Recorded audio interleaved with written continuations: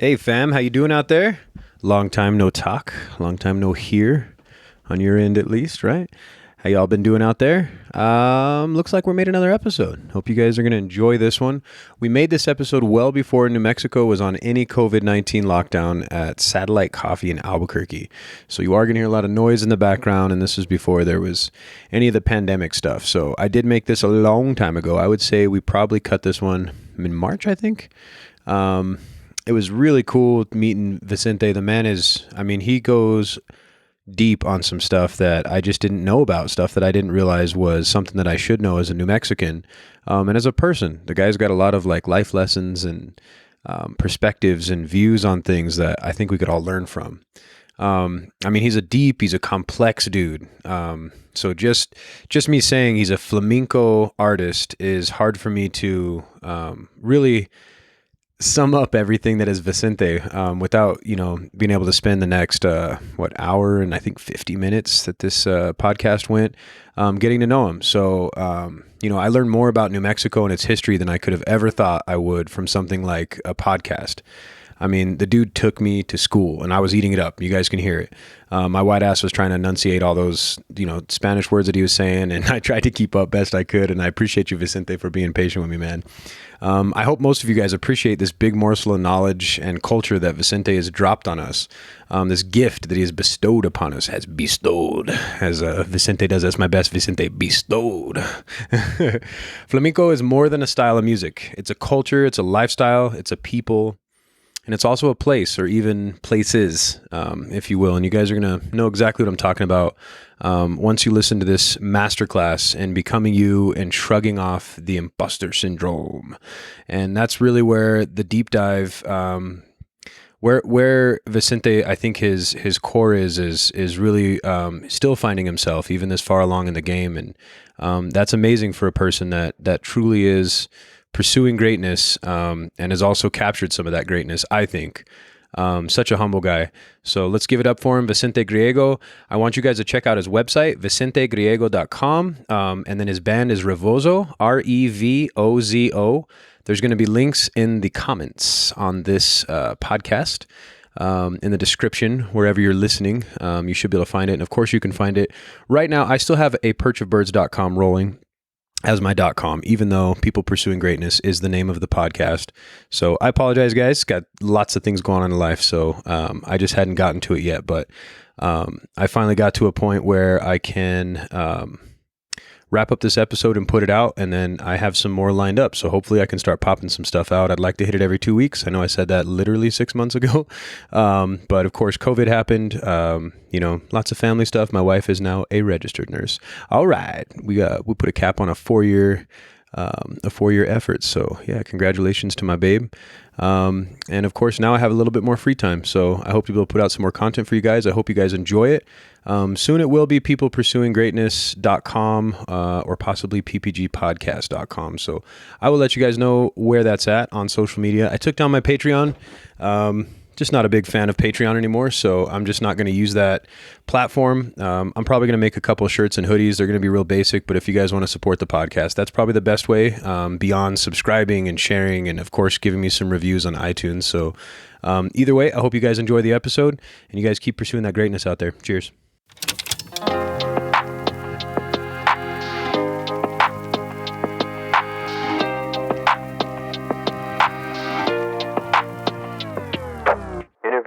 People pursuing greatness.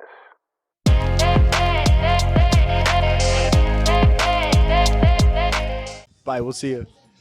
So we're just kicking this thing off, and we're watching Quinn go out she's going out the door on us. She's leaving us behind, man. Quinn. She was our guest hanging out here with Vicente. Yeah, thanks for spending a second with us, Quinn. We're glad you're here.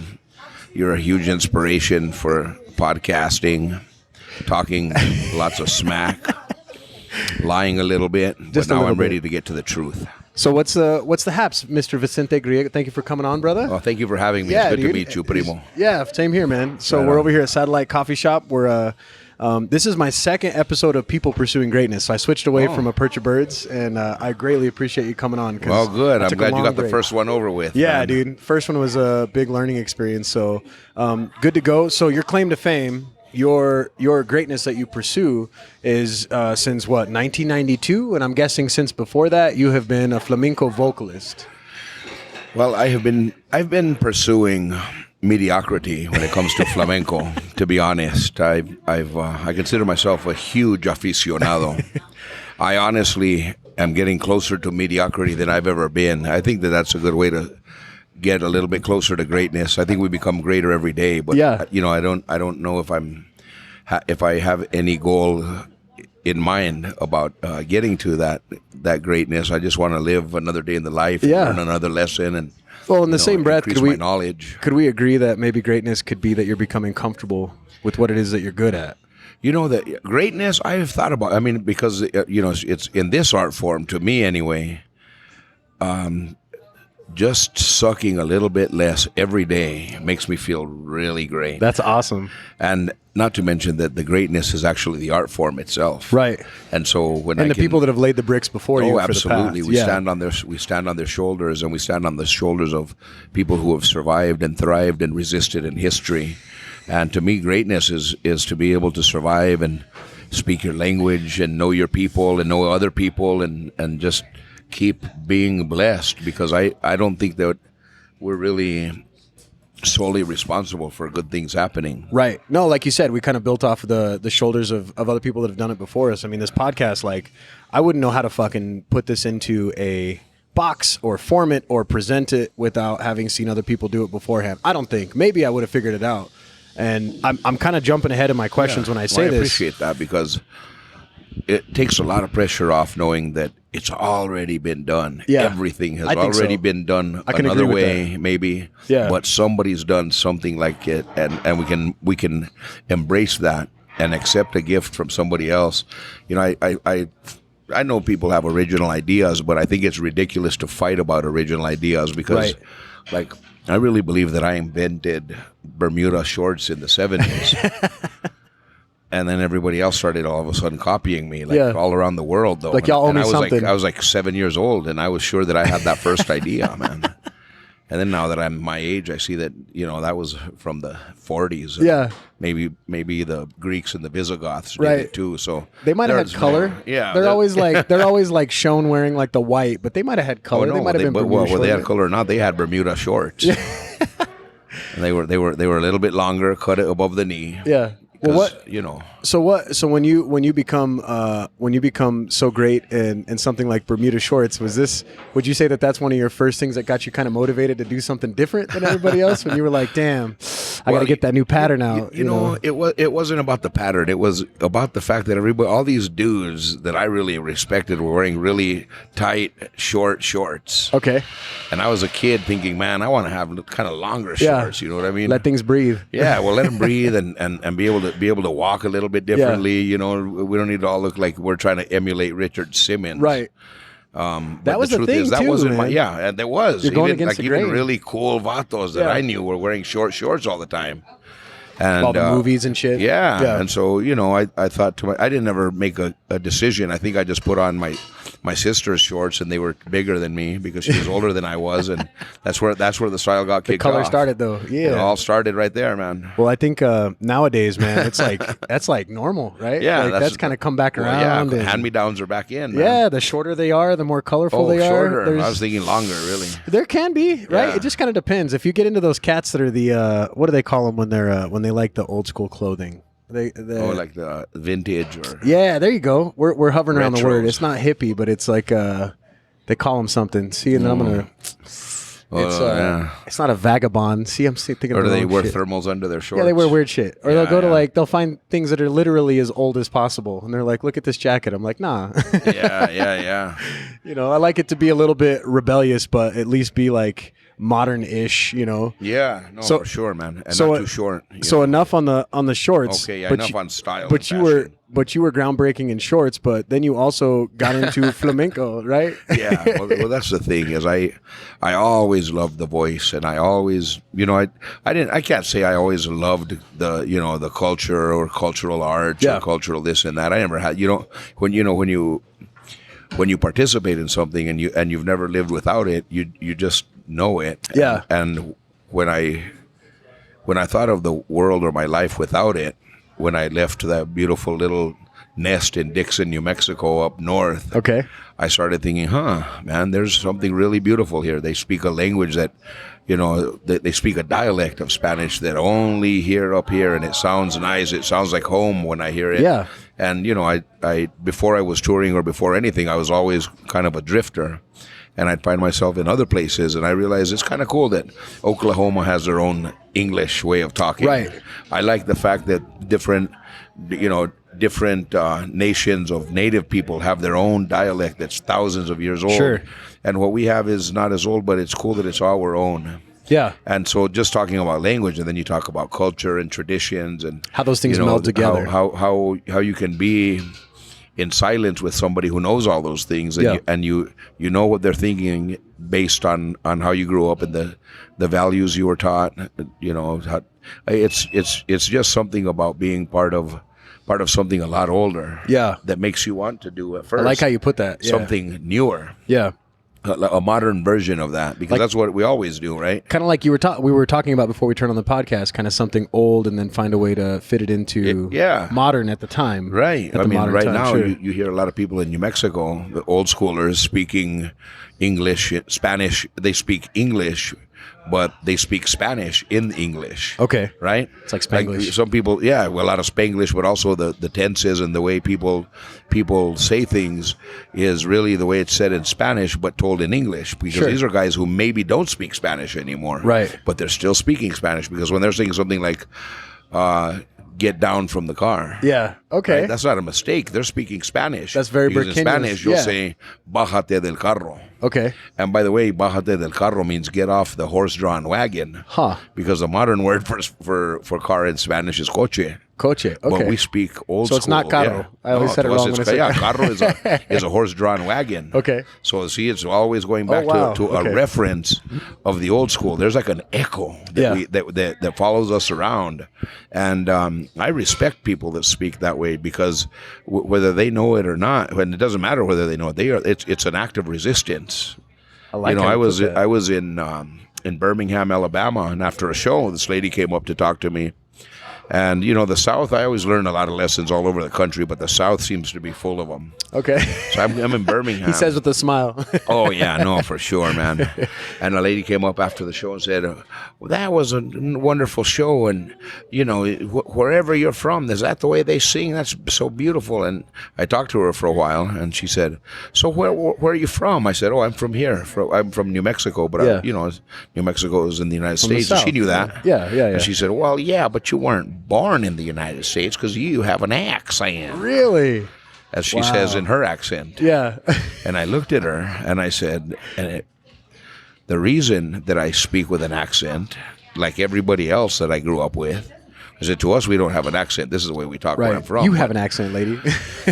It's because my people remain unconquered. I like that. And she looked at me and said, yeah, that's true. I guess I do have an accent too.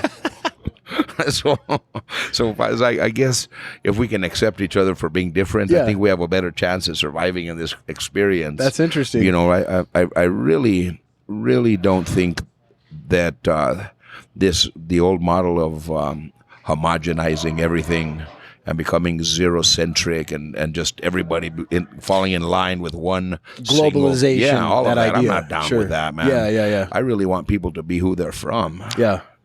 Where they're from, it's cool with me. You Represent know what I mean? that, and you don't have to believe the way I believe. Yeah. I believe the way I believe, and nobody's going to change me unless I'm meant to be changed. I also give myself to be open to change and learn. But I mean, when I meet a person from Birmingham, Alabama, and they speak like they're from Birmingham, and they feel like they don't need to change that to accommodate me, that means that they have welcomed me into their own home of their being, of who they are, right? And so I feel like that same way in New Mexico. I don't think that we need to really feel, and I've noticed even in my family, even in myself, sometimes we feel like maybe we should be careful speaking Spanish in public, or maybe really. Well, yeah. I mean, I've been asked to stop speaking Spanish in public in southern New Mexico in Hobbs, but that's okay. We handled it, and I also just think to myself, well, I think it's cool that we speak Spanish, but we also speak, English. We also speak Spanish, and people speak different Native American dialects. And when I'm hanging out in Vancouver, and there's a lot of Chinese people that I hang out with there, I tell them, don't stop talking Chinese, please. I spend all year and I don't get to hear that language. That's what I was going to say. I'd be super curious to hear somebody speaking let me Mandarin hear your or own something. language. Like, bro, what's what wrong are you with asking? that? You're asking for noodles? Tell me how to say that. Exactly. Right? Or let me just shut my mouth and listen. Sure. And sometimes I think about it. People come up after the show, and they're very well-meaning people. They'll come up in Santa Fe a lot, especially I work at El Farol, beautiful high-end restaurant and a really cool flamenco show. And people that really, are seeking that. And a really deep tradition. They started flamenco there in the 60s, man. And, there's different places. Now we do flamenco in Albuquerque. There's a new spot in Hotel Albuquerque. Okay. That I was just telling. What was her name? Oh, we just got it. Was it Quinn? Quinn, loco. Quinn, right? She was a diamond thief, huh? She got extra red when she was talking to you. I was trying to tell her that I was the diamond. And she walked away, and I'm gone. This is no longer this young man in front of you, brother. She even knew some Spanish. She hit me hard with it, too. Academic Spanish, loco. She was trying to see if I knew what those words meant, and the truth she was is, enunciating, man. bro. Yeah, she was, bro. She threw it down. Little did she know that we speak the opposite, man. We speak clipped, cut, short Spanish. Right, real short. From. She kept up, though. Yeah, no, you made her did nice good. and red before she left. I know. She's a sweetheart. Oh, She'll probably come see you. Yeah, no, Quinn, this is dedicated to you, this next 3-second pause.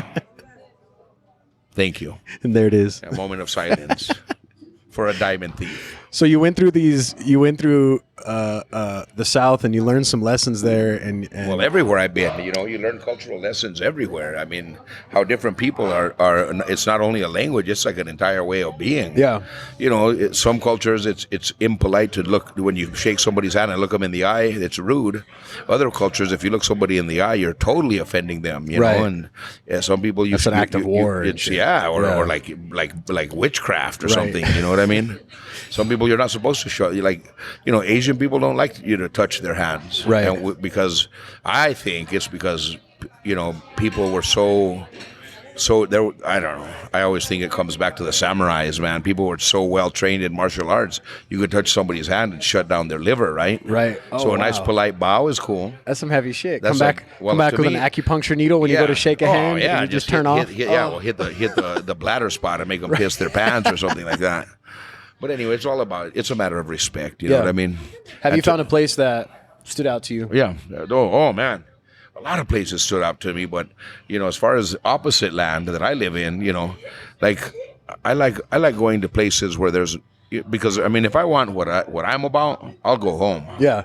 I'll go hang out with my homies because that's where I feel really good. Right. And I know everything, and everybody I know we've understood each other for 400 years. We know that. Right.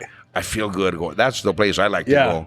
But when I go to opposite land, you know how people come to New Mexico to see some flamenco or some native dancing. Right. They want to go to Taos to see the turquoise, and they want to do the whole New Mexico. I like thing. to go to New England to have a look at the New Englanders, man. and I like to especially hang out in other neighborhoods where are places where we're from, but let's say North Boston, for instance. Okay. Italian town. It's all Italian people. Huh. And they don't know they have accents. Right. And yet you walk in. Yeah. What are you looking at, guy? Oh no, man, the Italian guys they're talking straight Italiano. Okay. And they're like, of course, that's the way you speak when you're an American. So and then of course we're getting back to the Irish guys. Right. Those dudes are Chicanos, man. They're redheaded Chicanos, a bunch of them, and they're tough. I see them get in fights outside the bar. Yeah. I see them, they could drink tequila with the next Chicano. Taking shots with each other, and the camaraderie. And when Jimmy, come on in here, and everybody looks and talks to Jimmy and gives them, and they respect the family names real strongly. Yeah, they do, and they heckle each other. And we're the O'Reillys. Nobody's gonna mess with the O'Reillys here. I'm like, wow, when did the O'Reillys get so tough, man? So that's one place that really, really impressed me. Stood out to you? It stood out to me because there's culture all over the place, man, everywhere in this country. I think the absence of culture was the biggest sham. The white race was created. There's no white race. Right. That's why they stole shit from everybody. Well, no, they sold their own shit out. Sure. I mean, when a person tells you, "Oh, you know what? You shouldn't be a Chicano. You should be a Hispanic because they're American." I'm like, I'm not willing to make the trade you did, because when they tell me, like, I've been fighting in Facebook groups lately. That's the arena, and I promised myself I wouldn't do that. But one day I took the bait. Because there was some discussion about race, and I think people need to talk about race. Yeah. I don't think it needs to be like a taboo thing or a bad word. Right. But I did want to drive the point home, because everybody who's saying you're in America, speak English, and including people with names of Spanish descent or Chicano people or Mexicanos or Puerto Ricanos. Some people were saying that, and my only question to each one of them was, do you speak Spanish? Yeah. And every single one of those people doesn't know how. Wow. And that's their answer that they're trying to push on us. Right. Those of us that still do. And if they did, I wonder if the situation would be different, because you see that absolutely. a lot in, like, viral my videos survey and is shit like 100%. 100% of everybody who's like me, who still, thank God my family speaks their language, and I grew up speaking English and Spanish at the same time where I'm from. I'm in northern New Mexico. Yeah. So like really nobody's going to go up there and try and tell us not to speak our language. It's kind of our poor land. things, man, if they do that. Yeah. But what a gift, what a resistance to assimilation and acculturation. But somebody who's willing to vote for Trump. Okay. I'll talk about my own people, because, you can't talk about other people's people. I'll talk about mine. Yeah. My people who vote Trump, I would bet that the majority of them don't speak Spanish. Right. And those people that understand how wrong that is against us and every other human being on the planet, other than the homogenized people whose culture has been erased, right, they speak their language. So my theory is that is my theory is that in order to really heal this problem, people need to go back to what they know, or find it, or seek it, or at least value it. Before there were no white people. Right. There was Irish people. There were Jewish people. There were Italianos. Yeah. There were some Chicanos. Romanian, Russian. They came in. They're Europeans. Yeah, and the German. Like German people. Yeah, German people will tell you, I'm white. No, they don't know that, man. They're Germans. Well, and they're different than in the Swiss and their neighbors, right? Well, it's been laid down. I mean, it all falls under the word Caucasian, bro. I mean, right. You know what I mean? Well, that's that creation. And so that was that. I mean, as we know, that was. I mean, why are we talking about whiteness? I'm not trying to get on white people. No, I got you. No, but you're right. I mean, like, it is that white people can have that too. Yeah, and we need to also allow white people to have that. But you're right in saying that, because like when you go to claim a census or even a fucking job application, you have one box. You're either white or non-white. You know what I mean? And what does white encompass? You don't get to say that you're. Latino or I guess European, but then in this sense would be German, or I did a 23andMe test. Oh, That's what I was talking about. Yeah, that's how we ended up on this. Yeah. I was trying not to get so heavy on you, bro. Let's see. No. So I did a 23andMe test, and I was surprised. Like, if you for you guys listening that know me or have seen me, I'm a 6 foot tall white dude, right? Brown eyes, brown hair. You would have never thought that I'm actually like 15%, or I'm 40% white, which makes sense, right?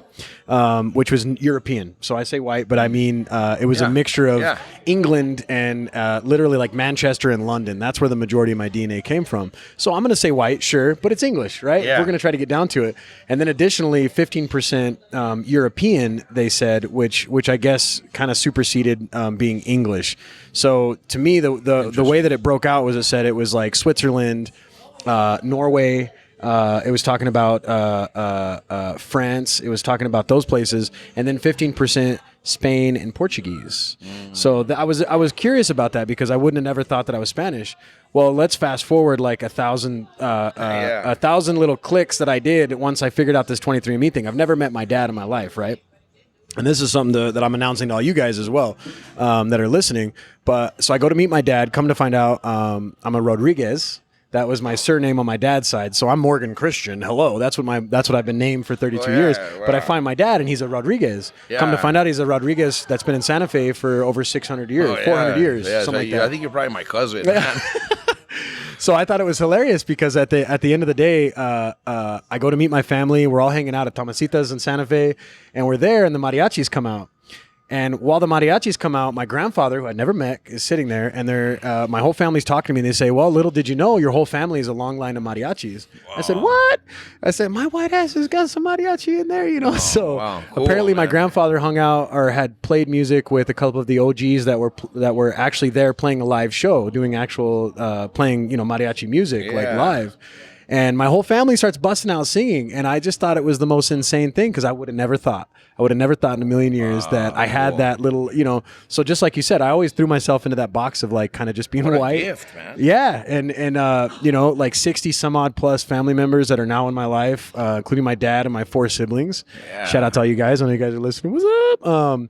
But it was just really cool because at the end of the day, I found out that I'm not just this thing that I can just be loped into. I think if anybody did the fucking DNA test, anybody in this room, they would find out that they're all over the map. Yeah. I mean, humans aren't purebred. You know what I mean? We're human beings. I mean, that's really what we are, man. Yeah. And then from there, we're mixed up with everybody. That's why it's, like they say, be careful what you say because you never know who you're sitting next to. I say, yes, you do. It's probably your cousin. Right. Somewhere down the line, bro. Kissing your cousin over there. Yeah. Well, also there's that. Right.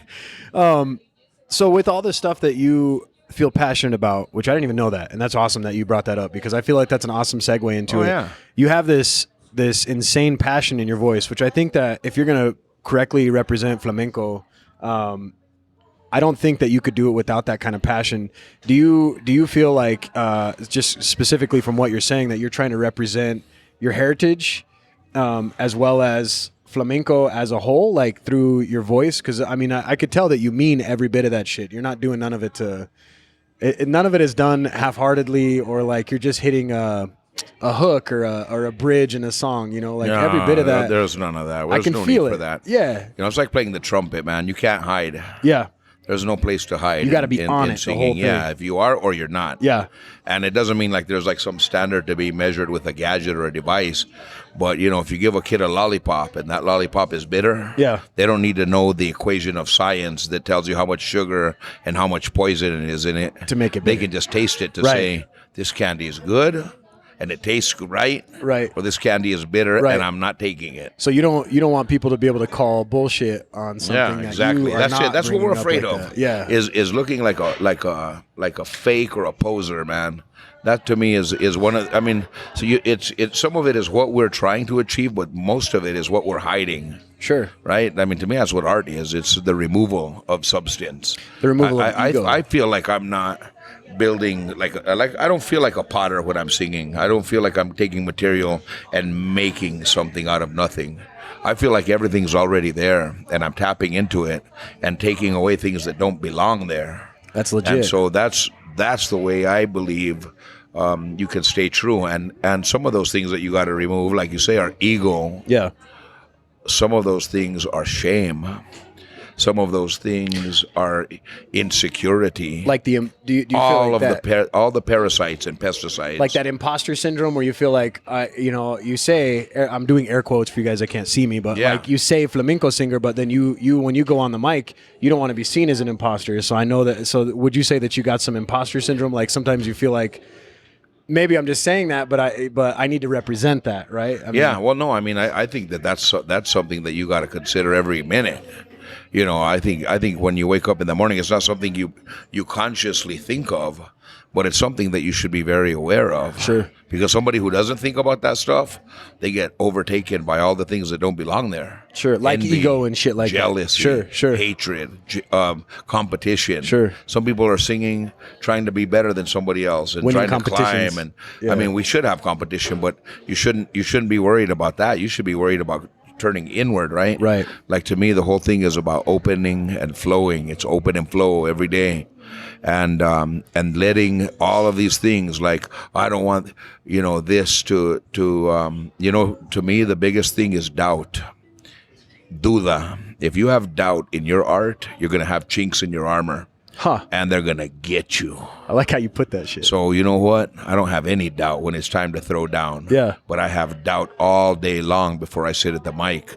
And what I do to work on my doubt is I study, I practice, I get to know myself. I make sure I know my people.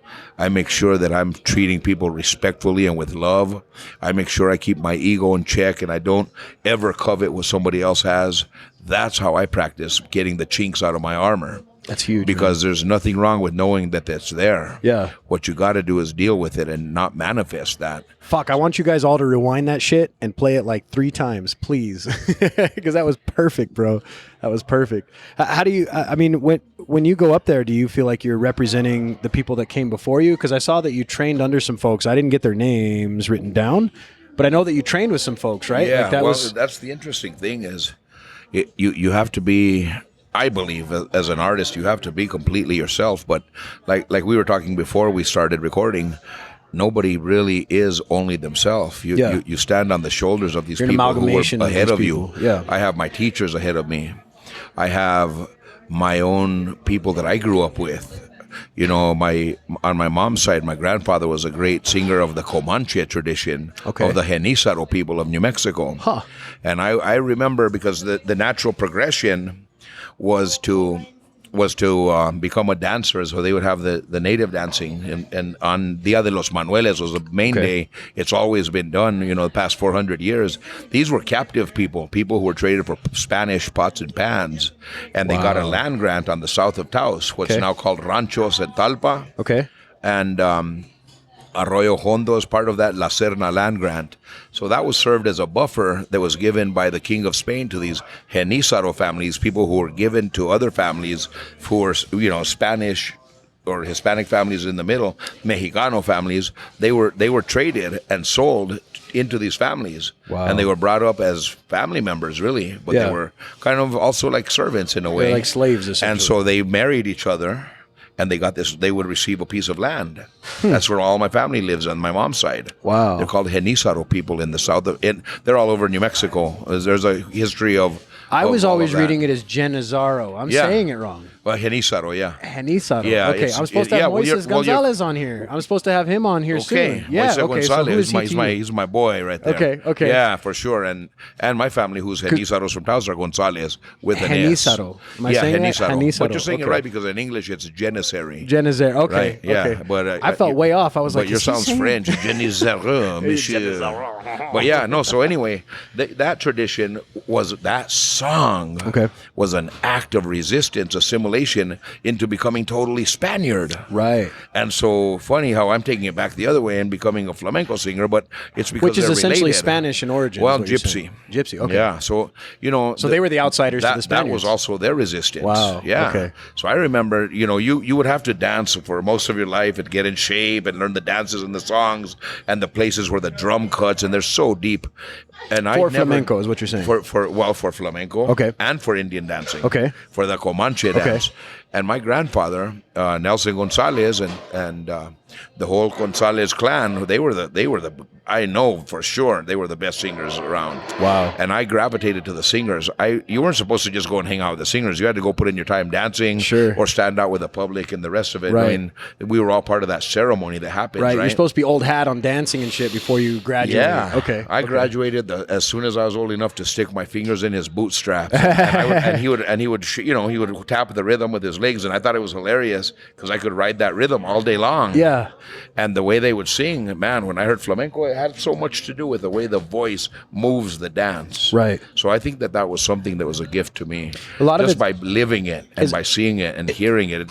The voice didn't seem weird to me. When people hear flamenco for the first time, they think, oh, that's really yelling or it's guttural. To me, it sounded so natural. I like the emotion behind it. That's Absolutely. the thing that I like. I like to feel like the build up to it, and then the parts where I almost wouldn't know unless I was like, I don't need to necessarily know the words you're saying, right? I don't speak Spanish, right? As much as I know bits of Spanish, but when you speak in Spanish, I can feel the build up in your emotion, and this shit here that Vicente's building up is important comparatively to maybe the beginning or like the middle or something in there. You know, this part's important because it's done with such grace and with such passion that was what I was like, oh, this guy this guy's got it, because I could feel it. You know what I mean? Brother. And I think that's because I listen to a lot of fucking music except for country. No offense to y'all, but like if I get chills on my body, then I feel emotionally connected to it, and I got that instantly. You know what I mean? Yeah. Even the modern stuff that you're doing, the ReVoZo stuff, because that stuff's very. Did I say it right? ReVoZo. Yes, thank you. Yeah, and it's very. Thanks for mentioning that. Yeah, man. for sure, dude. Band, yeah, man. It's very cool. It's very modern meets that old school, you know, and like you're finding a way to almost like let like a Quinn feel it. You know what I mean? That's exactly what I'm doing, man. Yeah, and to me, it's more accessible that way, because it would be hard. I have a 13-year-old, I got a 9-year-old, I got a 5-year-old. You know, if I'd be like, hey, I did this podcast, check out this music. What do you think? You know, to put it on for her, she'd be like, I don't know. You know, if it was like the real traditional, and not to talk down to the traditional, but exactly what you mean. It's just more accessible. You know what I mean? Well, and then hopefully they look into it more. I think ReVoZo is kind of a reverse gateway, you know, because what they call el hondo, or el cante puro, the heavy flamenco, right? It's like, for me it was instant because I already came from that. Yeah, I mean, on many sides in New Mexico, our culture is it's hondo, where it's a deep culture, and it's already rancid, kind of serious, it's already for sure. heavy, and you know, the hermanos, the penitente song is deep in us, and we respect it by not just making it a commercial, outwardly sung song. Sure, we respect it by letting it be where it's supposed to be. But in the people who carry that, then you can go and sing a ReVoZo song. So it's still got some of that heaviness, but it's got the appeal for people. And we're not trying to create a market or reach to a market. We're just trying to make something that people that we like, as it is. Because when I heard flamenco for the first time, I remember all the songs that were so serious as far as some of the other side of New Mexico music. And and look, now I would do anything to hear it all again and go back to the 30s or the 20s or the 1800s or the late 1700s and hear that song with the reverence that they would sing it. There's a John Robb foundation who's taking care of all of John Robb's investigations. Okay. And I've got a project with them. So what is this John Robb's investigation? John Robb Foundation. John Robb went around and he was a really great interviewer. He could bring the best out of people. And I'm trying, Vicente. What the fuck? Oh no! He cataloged everybody, and he had a recording device. Huh? And this is way back in the day. So you know, he has recordings from the 40s to the 70s. Okay. Or something like that. But anyway, and he was interested in the culture, so he knew by asking the right questions, he could get to the right people, and he captured a lot of that. That's Enrique cool. La Madrid is also another person that when I was a child, I'd see him walking around with his recorder and having people sing into the mic. And I always thought, why is he doing that? Why does he have to be here? Yeah. And then when my grandfather passed away and we listened to his recordings and read our names in his book, we said, he kept us alive. Wow. He threw us a lifeline for eternity on this earth anyway. Yeah. And there's also Juan B. Rael, who's got another really great body of work in the Smithsonian. It's on the Smithsonian website of ancient singing from New Mexico, posadas, all the traditional songs. Damn, man. So what I I'm didn't working even see on none now, of that. This is kind of a more simplified version. And by simplified, I just mean less instrumentation. A ReVoZo project called Entre Tombe y Guitarra. Okay. And it means in between the Indian drum and the guitar. Okay. That's where I'm at in this project. And I'm taking these recordings, field recordings of John Robb, let's say. Yep. Enrique La Madrid, Cipriano Vigil, all the old masters of that hold this knowledge, like going back and studying kung fu. Yeah. It's like kung fu came out of Shaolin martial arts in China. Right. The Shaolin had this other way of doing everything, and the kung fu was it developed from a nun. From that, okay. Who simplified the whole version and just made only the effective moves, you know, rather than reaching to throw a punch all the way down and coming all the way around and doing this whole thing. She only did this much, right? Which was just exactly to the strike point, and Wing Chun was born, right? So it was actually more practical. Well, it was just simplified. Yeah, okay. It was just and it was only that. So that's what I want it to be like. I want it to be like that, rather than ReVoZo, where we have like Cesar Babolet, the genius, mounting the music and horn section and, you know, all of this percussion and female vocalists and, you know, acrobats if I can help it. whatever. I'm having a horn section, a guitar, a cajon, and my voice. I'm taking recordings from as old as I can find them in New Mexico, and also from my own family, taking the words and running them through a flamenco formula with jazz chords. Oh, that's what you're meaning when you were saying that earlier. That's the new one called Entre Tombe y Guitarra. So I want to, just for you guys listening, so he's talking about ReVoZo, which, do I have this right? It's ReVoZo. Yeah. Yeah, and you can find that on YouTube coming soon to iTunes. Okay. And see, there's two different projects. There's like the ReVoZo music CD coming out. Okay. And then there's the idea of ReVoZo. It's getting commissioned through lots of other sources, but the main source will be the John Robb Foundation. John Robb Foundation. And okay, keep it's coming back coming to out, Guitarra y Tombe. And it's going to be exactly that. Music of New Mexico run through a flamenco formula, interpreted by me as I would sing it, as I would sing anything else, played by a flamenco guitarist as he would interpret anything through the feeling and meter of flamenco, because there's like 32 different forms of flamenco. Sure, because yours is your specialty is cante al baile. Okay. So cante flamenco is flamenco singing, and it's connected to once you call it flamenco, it's got to follow a form of the palos. The palos are like the branches of that tree. The bottom is the grandmother. You're taking me to school. I'm loving this shit. Yeah, okay. No, it's beautiful because there's the roots, and the roots is all of everything that existed before it became a performance art.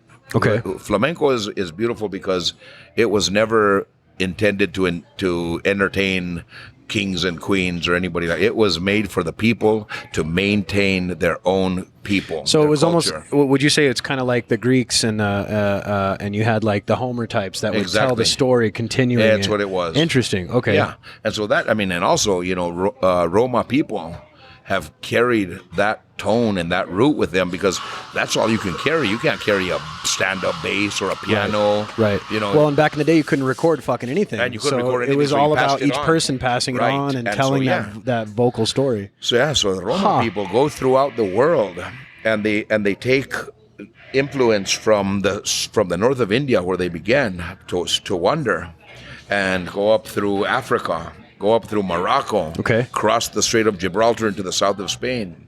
So all of that influence is already in them. Another one is they come around the eastern bloc of Europe, right? And then come back down into the south of France and end up, some of them in Barcelona, mostly in Andalusia, in the south of Spain.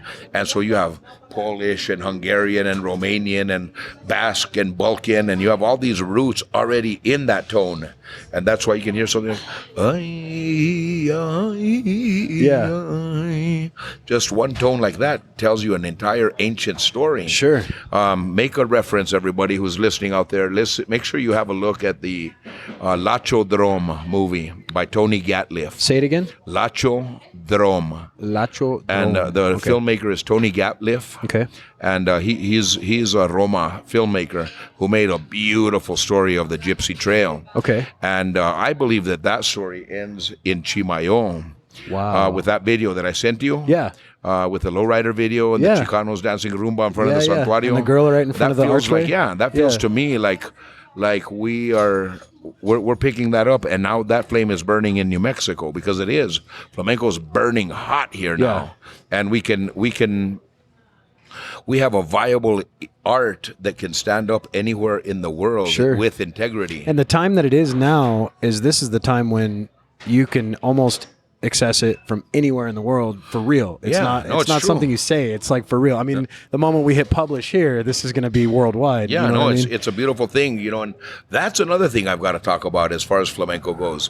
Flamenco used to belong to these gatekeepers who, I mean, if we talk about the way, I'm going to go off on a whole other trip here. Is that okay? Yeah, absolutely. We're going to talk about privilege and privileged people who had access to the flamenco that the real primos, who are the real flamencos from this continent, didn't. And it had to do with ASVAB testing. Now we've got to hear it. All right. Isn't that crazy? But that's because my survey has been, I spent many years touring the U.S., in working in all the studio, Canada too, Mexico, Central America. I've been in all the studios, and all these studios are run by the gatekeepers, who are these people who, okay, let's give an example of World War II, or let's give an example of Vietnam era veterans. Guys getting out of high school take their ASVAB tests, and they get stationed in Spain. Right. Guys who spoke good English. Right. The guys like me who look like all the flamencos, who speak flamenco language, who have a flamenco vibe all together in their blood, get sent to die in Vietnam. Or in the front lines in wherever we're at in Europe or in Japan. Do you think that's a poor thing? Well, it's Privilege, like you were saying. It's privilege. I mean, aptitude tests were created to keep poor people on the front line and keep people who didn't have bone spurs. The next level is to get them stationed in Germany. Get them stationed in Germany or in Spain. Sure. So these wives of these guys, and some of these guys came back with Spanish flamenco guitars and gave lessons to all the poor Chicano kids in town around the country. What a trip. And these women came and moved to New York and made themselves the authority on flamenco. And now everybody, all the Mexican people, Puerto Ricans and Polish people, everybody comes to them because they had the privilege because of their husband's white privilege based on his aptitude. Right, and they're probably his language husband's aptitude. family's background. Well, now we would probably be different. Yeah. And so that's always been my running theory. Wow. And I could, That's deep, bro. I'm not going to name studios, I'm not going to name people, but if you look it up for yourself, anybody who's except in Albuquerque, most other places, anywhere you have an authority of flamenco before the past 10 years, you'll see none of them are raza. None of them are people of color. A lot of them are rich women who kind of run their studio as a hobby, and they decide who plays and who doesn't play, and who gets in the festivals, and whose video gets to go online and whose it doesn't, and they sensationalize the Spanish thing, and then they start ruling out the American board in flamenco because they know the difference, because they actually lived in Moron. Yeah. But they lived in Moron because their husband spoke good English, and the guys who spoke Gypsy Calon failed that test and got sent to Vietnam. All of my primos, those guys who were in Vietnam. I like how you're tiptoeing around the word racism, but do you feel like that is the largest theme of it is racism? That's just another symptom of the same thing. Sure, of America, really. I mean, that's the same. That's the way it was created, right? Sure. I mean, if you want to talk about housing ordinances and student loans, that subject goes deep as fuck. But I mean, I feel like that's kind of the direction. Relates to that the same way. Sure. Okay. And so I'm just saying that now. Okay, so Albuquerque, New Mexico. Here's what changed. Evan Ciñas started a festival, and it's the biggest festival in the world outside of Spain. Okay. And it's called Festival Flamenco de Albuquerque. I emphasize that R just to piss everybody off who's happy that we took it out so they could pronounce it easily. That's why we say Burque. You know that, right? That's Burque is the acknowledgement of the R that was removed by the Pachucos. It's all a resistance movement. That's why they say Burque. Okay. You can't say Burque without saying Albuquerque.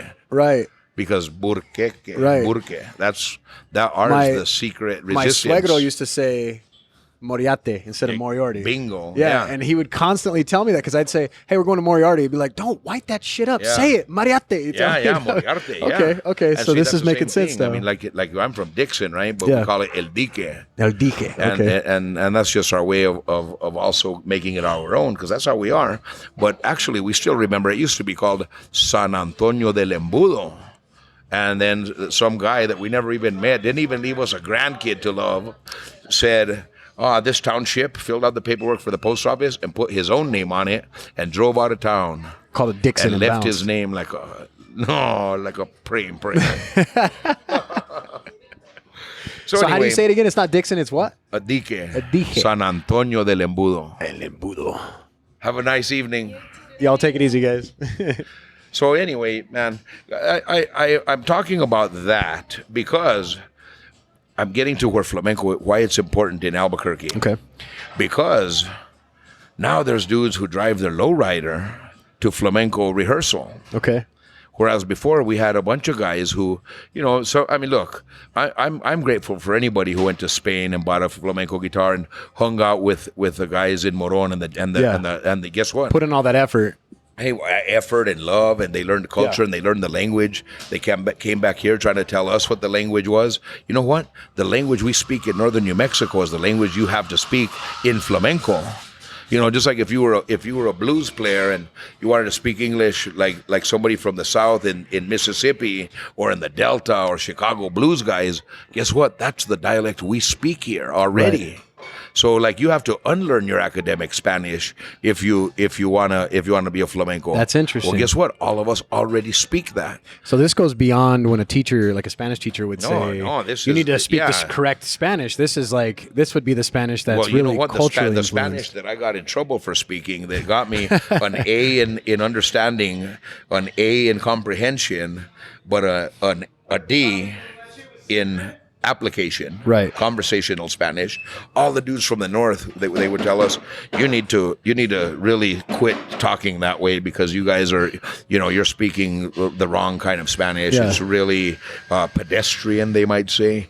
But then you become a flamenco artist, and all of a sudden it becomes a virtue.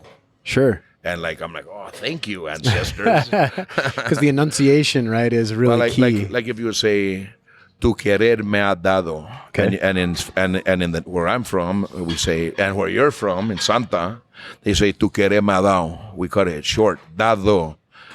Y tu querer me ha dado. Okay. It flows better, right? Yeah. Imagine if you sing, "Que tu querer me ha dado." Okay. It almost sounds ridiculous if you don't know how to flow that. And that's the Spanish that the Cubanos speak, Dominicanos, so it's not people in Mexico. But you're not giving it the word slang. This isn't slang per se. I would say dialect. Okay, I like it. And it is got a lot of slang too. Before we had this fucking conversation at all, I would have thought there's literally correct Spanish and then everything else is slang. I would have never thought, man. That's cool. I mean, that's a good thing to bring up, because I mean it's like English. I mean, if we want to say what the King's English is, all of us are in this whole country are out. We're infidels. We're the worst, saying. man. Yeah. But then I'm back to what we started talking about. I think it's cool that people in Boston talk like they're from Boston. Yeah, man. packed a cat. I think, and then you have some Canadian sounding people because of the French influence, and you have the people who sound like us because of where we're from. It's an echo. It's all these echoes that are following us around. So let me go back to this festival. It's very important. Sorry to get off subject. No, go ahead. This is important because this festival opened up through the University of New Mexico, and it was open to everybody, not just university students. And all of a sudden, so Evancinas opens up this festival, and people like me start getting turned on to flamenco. So now it's not, this millionaire or even a poor lady in, let's say, in New York or in North Carolina. There's a woman named Carlota Santana. All these people. Or there's another lady in Minneapolis, Minnesota. They don't sound very Hispanic towns, for sure. Well, I mean, whether they are or not, they don't have that experience, and the culture. And they don't drive lowriders. They don't know anybody who drives a lowrider. They know anybody who speaks Spanish. They don't say get down. They don't know anybody who knows our ancient dialect. Right. They don't. I mean, what they do have is their own culture, which I think is really cool. Sure. Like one thing I respect about one of the ladies, the one in Minnesota, she's part Ojibwe. Okay. Which is cool, and she embraced that. I was in a show where we did a show about the missionaries and that conflict, and we did it with like a Zorro theme, right? So we did a flamenco show. That was cool. I wrote lyrics for that. That's cool. But people like that are the gatekeepers, man. None of us get to call our own shots. And now you get to Albuquerque, New Mexico, and you walk in, and now the girls are starting to look a little bit chola. The dudes are looking smooth like pachucos. Yeah. And flamenco's starting to feel like it has a home where it belongs. Yeah. Like it belongs to everybody. It's an international art form. Yeah. Some of the best jazz in the world is in Tokyo. Huh. So I mean, because it's an international music. Yeah. And so if it's like baseball's big in Japan too, and I would have never fucking thought. Yeah, you don't have to be from St. Louis, right? You know what I mean, or Cuba. Yeah. You can also I got be in you Japan. there. So it's one of those things, man. It's the human expression. But I'm just talking about access. Now the poor people, which is where the poor people are from, and the poor people that made the flamenco be born into this world in Andalusia, on the south of Spain, by Roma people, we're now reconnecting. And now we have, I send texts and emails and WhatsApp with other Roma people, some Gitano people, or people in the south of Spain, in Andalusia, or my friends in Madrid, or my friends in France. There's some incredible singers who are flamenco singers from the south of Spain. Wow. And those brothers, man, they get down. And you know what? I could bring them up to Española, and everybody's going to treat them like they would treat me. Right. And bring them in. Hey, primo. That's crazy how it came full circle, that you have essentially people from that far back to today, and then here that far back to That's today. what I think is beautiful, is something as harsh as the Inquisition. Right. And everything else that made us separate ourselves from that identity was united by a festival and technology like YouTube. Right. Like WhatsApp, like FaceTime. Yeah. And now... like podcasts. And like a podcast. Now we're back and forth. Yeah. Now we're worldwide, man. Do you feel like now there's kind of a gold rush for that, or is it that big of a demographic to where people are just eating it up? Because you said it's kind of hot in Albuquerque. Do you feel like it's starting to pick up? It's really hot in Albuquerque. Yeah. We have the biggest festival in the world outside of Spain. Wow. And by the way, this festival is incredible because they're bringing the top shelf of artists, and it's like, and we're here, and you know what? The artists in New Mexico are really good, and the artists around the United States are really good too. Yeah. And you know, it's cool because it's like, we're gonna get to play ball with the Bulls. Yeah. Sometimes, you know what I mean? Where we get to have but them in the come same into breath, town they and probably see feel them the play same ball. way. They probably feel the same way because then they're coming back to a place where they it's come lived back and they see our faces, and they see the way we relate to each other, and they see the word, they hear the words we use. Yeah. You know, and they say, I can relate with these guys. Whereas before, they were coming to America to visit. You know, they kind of been sensationalized the American trip, and I'm going to go and hang out with these Americans. They didn't know the Americans were going to end up looking like themselves. Right. And now they see some of the roots again. Yeah, that's cool. They see their own roots. People who were banished during the Inquisition, people from their own blood. I'm talking about Roma people, by the way, who mixed with native people from here and kept the ways and resisted assimilation and kept our belief in family, our belief in the land, and our belief and our knowledge of animals. I mean, the whole horse culture comes from that's there. all Spain. That's where it comes from. Yeah. You know, we're not potato farmers. We didn't come here to plant. No, we came here and brought the knowledge of using the fragua, steelwork, metalwork, la fragua, los caballos, las herraduras, el yunque, el martillo, el fierro, el hierro, all of those things. And so it adds up when you want to sing flamenco, because guess what? That's what you sing about. Do you think that it was, and to speak to what you just said about, like, that's what you sing about, do you think that if you go back in a time machine and you could change everything, of course we all could say that, we'd kill Hitler when he was a baby or something too, right? Oh yeah. But if you could go back and change, right? Well, I would wait till he was a little bit older.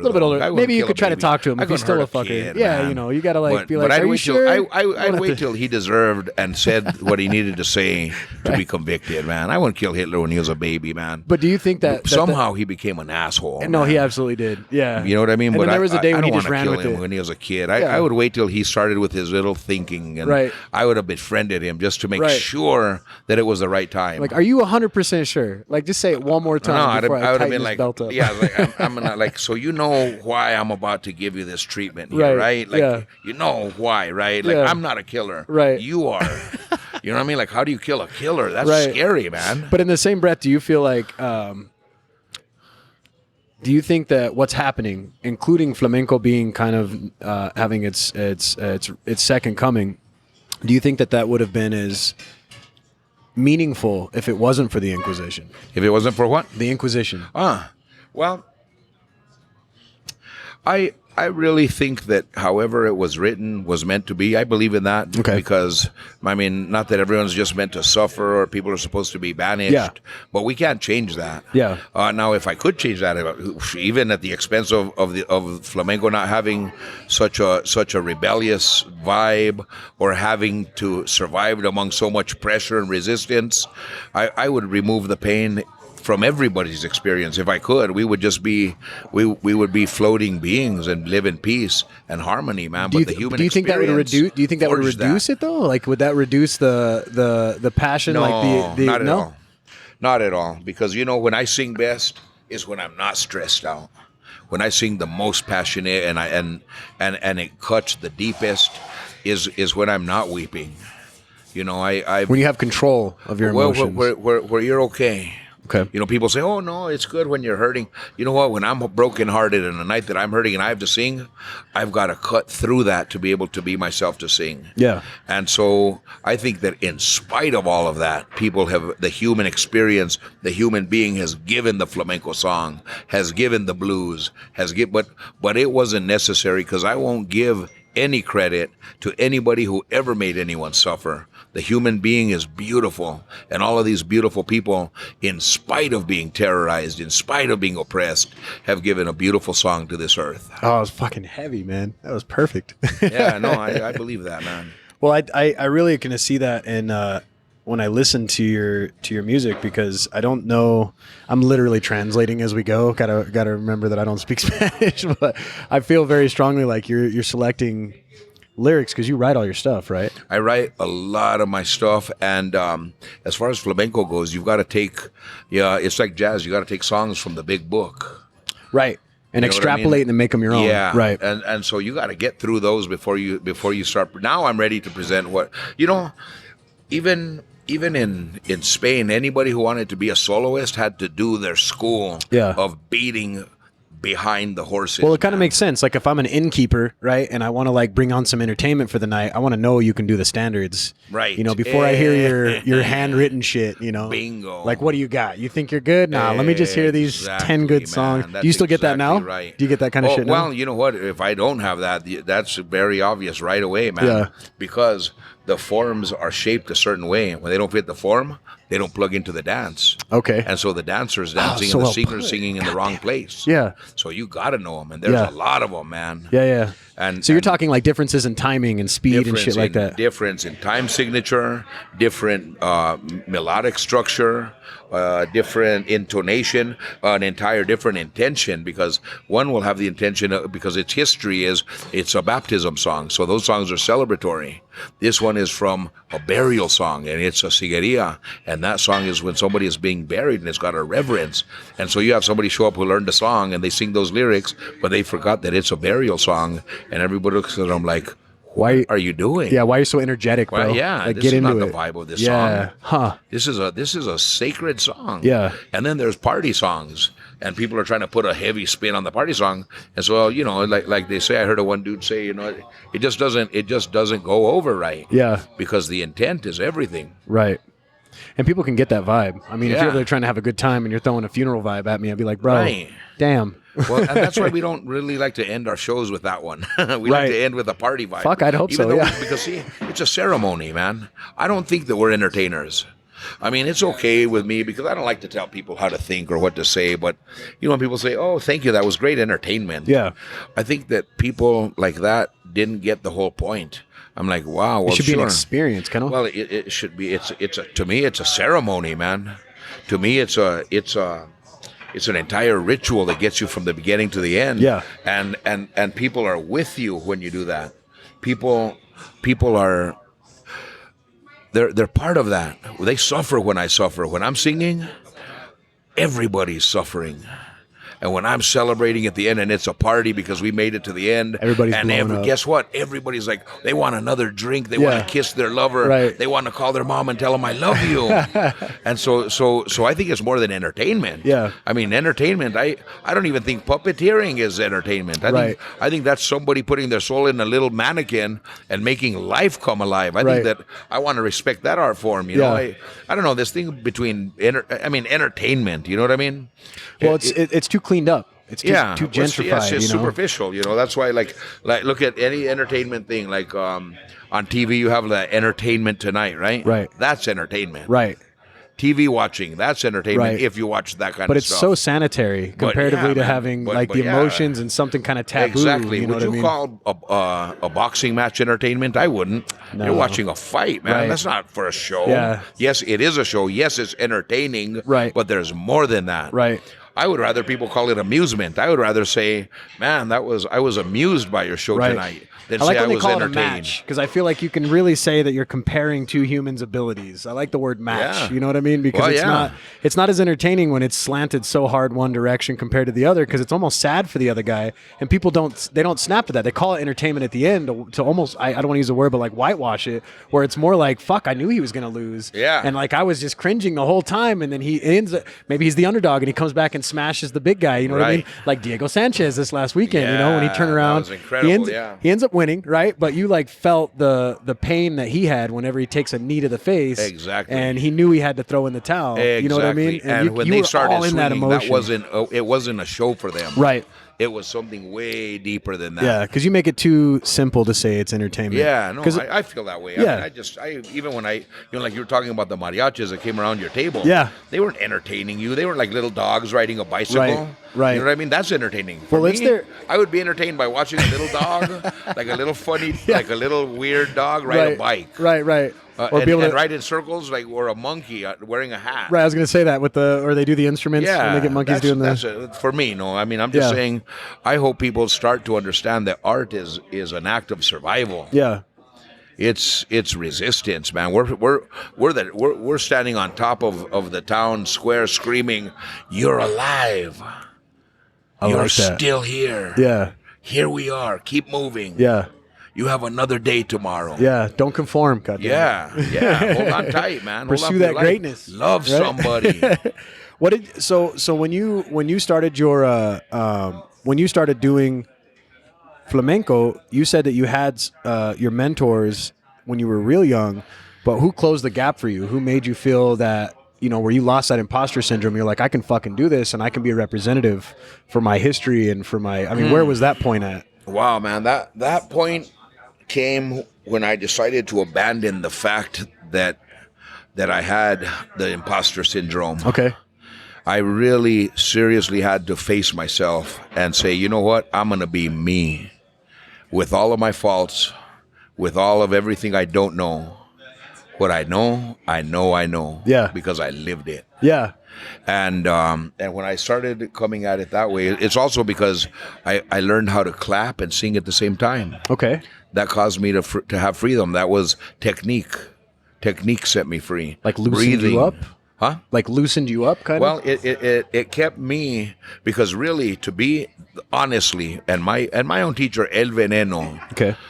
He's from Caño Roto, Madrid, from a gypsy neighborhood in the north of Madrid. I toured with him with the Jose Griego Flamenco Dance Company because of this festival. I'll tell you how much this festival changed my life. Okay. The second year I came... I feel like uncultured swine. I've never fucking been. You will now. I'm going now. You will now.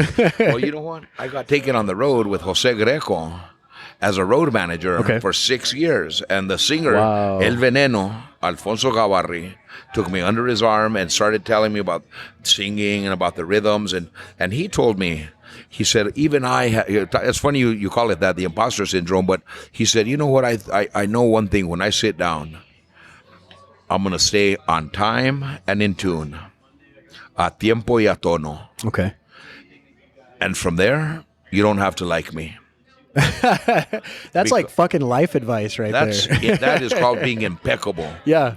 That is called being blameless. I like that. You don't have to, because you know what? Somebody likes the color blue. Somebody likes the color red.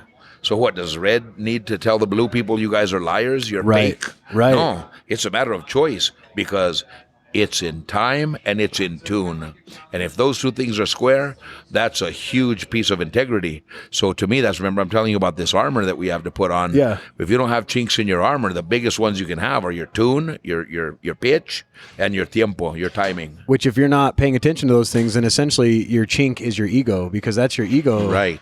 Okay. And if you're free in those things, then your technique can come through, and you're not thinking about them. Yeah. And when you're not thinking about something, guess what comes through? Your own natural self. Right. That's huge, man. That's everything. Fucking huge.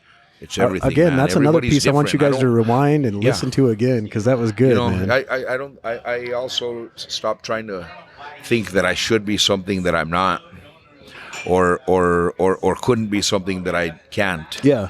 Because everybody's different, and I mean, God could have made everybody exactly the same. He created the universe. Yeah. He could have made us all exactly the same, perfectly. And then there would be none of this conflict. Right. But he gave each one of us a choice to make to become who we're going to be. Some people have harder choices to make than others, but everybody's got to make a choice every single moment of the day. And to me, in the art, I look at it that same way. I've got to make choices every step of the way. That's heavy. Am I going to bite somebody else's style? Am I going to remember where I'm from and only stay with that and let that limit me so I cannot bite somebody else's style? Right. I'm going to be myself in the moment. Yeah. And I'm going to keep my rhythm clean, and I'm going to keep my pitch as right as I can. And so you didn't, and when you did this, I mean, that's fucking huge. I mean, did you see the results of that mindset right away? Like, did you see people, like, when you go to, like, you were finally like, I'm going to fucking sing, I'm going to sing in front of people, I'm going to sing for maybe a gig. Did you feel like that was instantly seen by the people that were listening to you? Because, I mean, apparently you're successful as shit. I mean, it's not like you're not. Thank you, hermano. Well, Yeah, I would like to tell you that's true, Okay. what you're saying. But I listened to recordings of myself from like 4 years ago, and I'm embarrassed. It was the gear, bro. It wasn't you. Come on. It's been a process, man. It's not like I just opened my eyes and felt like, oh, I can live with myself. Yeah.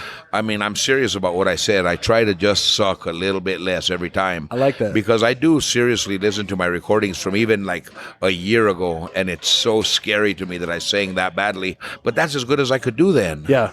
And not that what I'm doing now is so much better, because I'm not trying to be an Olympian. Yeah. Because you know what? An Olympian's not going to sing into their 80s. Right. I'm going to sing until the day I die. Hey, You know what I'm saying? I'm not yeah. trying to race. I'm not trying to accomplish something. Yeah. I'm not trying to be better than anybody. I'm trying to be true. Yeah. I'm trying to serve my community, man, Yeah. with my gift. And I think at this point, it's like with this podcast, including you're teaching people. I mean, like, this is, I believe that like, you're going out of there's a your lot way we to can- really- we can- well, we're teaching each other, Yeah. for good, for better or for worse. sure.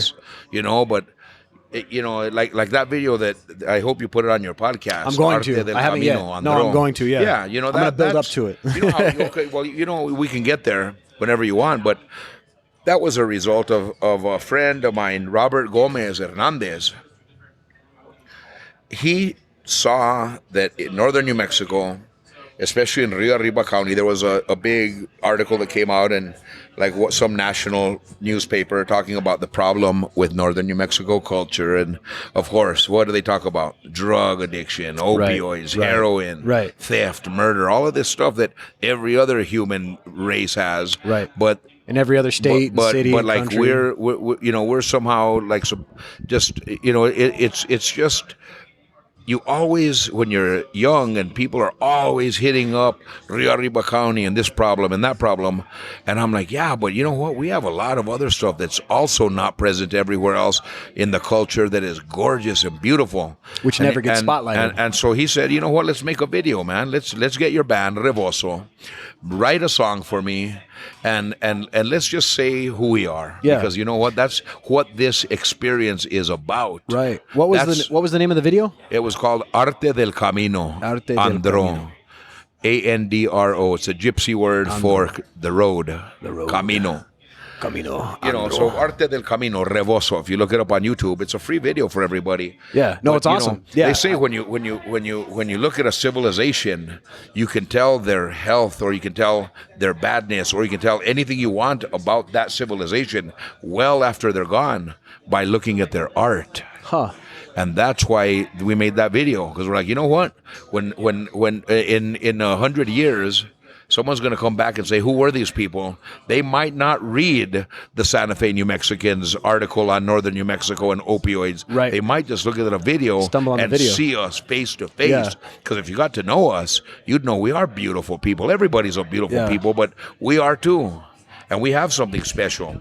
Well, you guys have a style that's unmatched. I mean, it's very much northern New Mexico. You Yeah, know it what I is. mean? It's very much northern New Mexico, and as influenced by lots of other stuff, like northern New Mexico, and you know the way this planet is now. You know, like that video, I love it because it's got lowriders. I got the Yeah. New Mexico Lowrider Association involved, and you know, if you look at a gypsy wagon, You see a gorgeously painted wagon with all of this Baroque embellishment in gold. Sure. And what does that man have? He's Vato's carrying his most precious possessions On in that wagon. His familia. Right.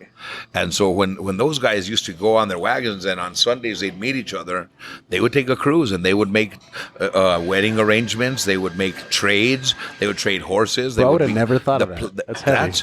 I mean, we're an echo of that. When you see a lowrider, remember, you're looking at arte en el camino. I mean, I'm building. I'm in the middle of a build right now. You heard my phone call right when you walked in. Yeah, the polka dots. And what was I asking for? You're asking about vinyl polka dot. Yeah, how do fabric. you get vinyl polka dot marine grade fabric? Right. ASAP, because I'm building my lowrider, right? What are you building? What's the model? Yeah, 77 Grand Prix. Yeah. Root beer brown. Ooh. Her name is La Foxy. La Foxy. She's already on airbags. And she stops, she runs. The paint job is perfect. Oh, hell the yeah. last thing is going to have is the interior's done. I just need to get my door panels in. And in the door panels, I'm taking out the 70s wood. Okay. And replacing that with the chrome outside and polka dots on the edge. Just a little touch, an echo of who I am and who we are. Yeah. And then one last thing, and this is important for all you listeners to know. The trunk is going to get a peacock. Okay. Why does every Chicano first tattoo, ever since I was a kid, I always wanted my first tattoo to be a peacock. Have you noticed that? I have. Well, I guess I Where did you grow but up? I wouldn't have thought in of Los why. Lunas. Yeah, Las Lunas. Oh, didn't you see a bunch of vatos with tattoos I have seen of it. peacocks? I have seen it, but I never knew what the fuck it meant. Peacocks are from India. Why? Yeah. Where is flamenco from? The gypsies. And where are the gypsies from? India. Really? It's an echo, bro. We didn't even know it. Put that together. That's why I want to do a homenaje a los gitanos, de los Chicanos. Okay. With a peacock on my hood. So that's going to be painted? Yeah, it's going to get painted, man. And so I'm going to try to get, when you get pictures, send them my way. I'll put them out on the cast. I'd love it if you did, man. Yeah, because to me, it's an echo. And it's also a homenaje. You know what? I make my living based on the fact that somebody passed this down the line. Right. And thank you to the Lord, it came my way. Because you know what? I would have been a really terrible banker. And I wouldn't have been a very good worker, man. Like, I tried roofing, and I think failed. you would have killed it as a podcaster or radio guy, bro. Come on. I would have liked that, man. Yeah, well, you know. Let me know. You got an opening, man. I'll bring you back on, I'll bro. mix your sound for you. Yeah, for sure. No, so far everything's working, but I couldn't seem to get the fucking headphones to work. Well, so I think it's working now. No, well, I can hear me, but I still can't hear you. Oh, I hope I'm coming out. But if not, either way. No, you are coming out for sure. But I just can't Bye-bye. hear. Yeah, he's just kidding. He's off. No, we had some issues when we first started, and we got it rolling. But I think what would be really good for you too is something like I don't know, man, like doing fucking something with kids, like teaching kids this kind of stuff that you've got, because this is some knowledge. Like, it's interesting to me. So I moved from Kansas when I was like 7. Okay, and I was born here, but we moved out and then moved back. So when we moved back here, nobody taught me a lot of stuff, and so things like you're telling me, like just little stuff like lowriders, I always thought like danger. You know what I mean? That was kind of the culture that I was always that I was always seeing it as, coming from middle of fucking Kansas nowhere. I thought danger, you know. Right. And some of my there's best. There's a reason for that too. I mean, that's supposed to be there, right? Well, and then also the media kind of portrays them that way. Right. You know what I mean? Right. And but I mean, that was like lowrider culture came out of the Pachuco movement in the 40s. That's where the word Chicano came from. Yeah. That's where lowriders came from. Right. Okay. And the lowriders, man, you know, back in you know about the Zoot riots in L.A.? Yeah. Okay, well, you know, soldiers, Navy, a lot of Navy guys especially were commissioned and not quite deputized officially, but they were commissioned and encouraged to join the police in getting Chicanos wearing Zoot suits who love to dance this jitterbug and live in their own hood and do their own thing. They were encouraged to beat up, to totally violate these Zoot suiters. They were ripping off their clothes, cutting them off with knives. See, I didn't know they were this cutting shit. their long hair with switchblade knives. Wow. They were leaving them naked in the streets, arresting them in mass, just arresting hundreds of guys per night and shoving them in a cell and laughing at them, leaving them in the drunk tank all night, giving them charges, ruining their lives, sending them to prison because they said, yeah, these guys are dangerous. And so, the way I hear the story is, all these guys were jumping into these 40s, late 40s eras cars because it was no longer safe to walk in the streets. So if you had to go to the dance, you were going to all pile into Dad's car. Right. And it was a used 49 Fleet Line or something like that. And when that car was loaded with people, it creeped all the way down to the ground. Lowrider. So then people got that vibe of a bunch of Zoot suiting pachucos rolling up in their low riding car. Bro, I didn't know this. And there you go, awesome. Brother. That's where that vibe comes from. Well, that's also a vibe of like, there's a bunch of us in here. You commissioned person. Yeah. You're not going to mess with us. And we have a tough look because of resistance. Right. Because people were being terrorized, man. Right. And when you say it like that, they were ultimately being victimized in the streets. That makes a lot of sense. Yeah. Man, so, for sure. I mean, that's a big vibe, man. That's a big part of it. Anyway, so how does low riding and flamenco and all this go together? Why? Because now we took it away from the gatekeeper in New York, or the millionaire in North Carolina, right, or the California authority on everything that should be Spanish, and we said it's not exactly that anymore. It's now a whole different form. Return to his roots. It's ours. Yeah. And you know what we do with it? We share it with everybody.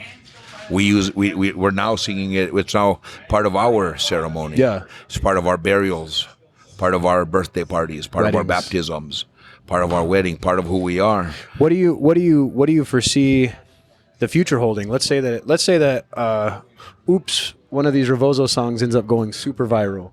What do you think would happen with that? Do you think there'd be like a big revival? Like people would try to jump onto that? Like, do you think? I guess maybe I angled that question wrong.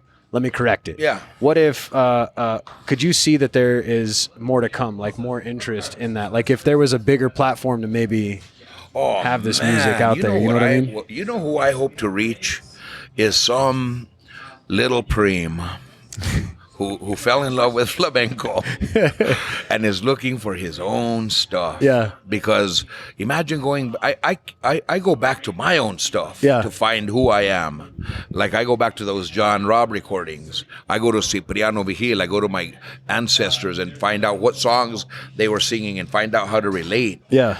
Imagine if somebody actually did the work of taking those songs and putting them in a flamenco form and shape that could plug in directly to the dance. Right. So then all of a sudden we have the big book, but with our own lyrics in it.